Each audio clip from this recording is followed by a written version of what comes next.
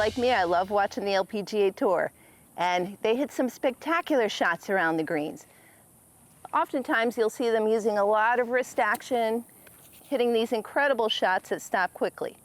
The problem is when my students come to work with me on their short game, they're using all that wrist action as well, and their timing and their hands aren't quite as good as those LPGA Tour players.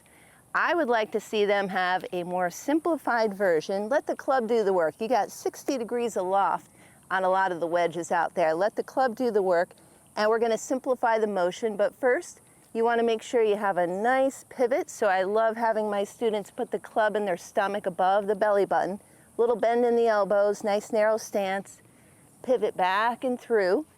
And then once that pivot's in place, I would like them to put the club right against their forearm. Use that same pivot, turn back and through. And it's hard at first. A lot of times the club comes off because they're so used to overhinging their wrists. Again, the problem with all that hinge is what you put into the swing, you gotta get out. So it's a lot of action.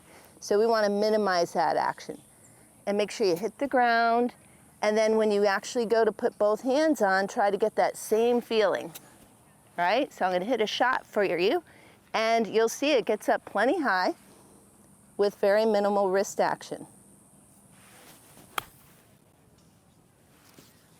mean, that's all you need. Keep the ordinary extraordinary, get great at that basic shot. If you need to go higher, you can always add some wrist. And for more tips like this, be sure to visit your LPGA Professional YouTube channel.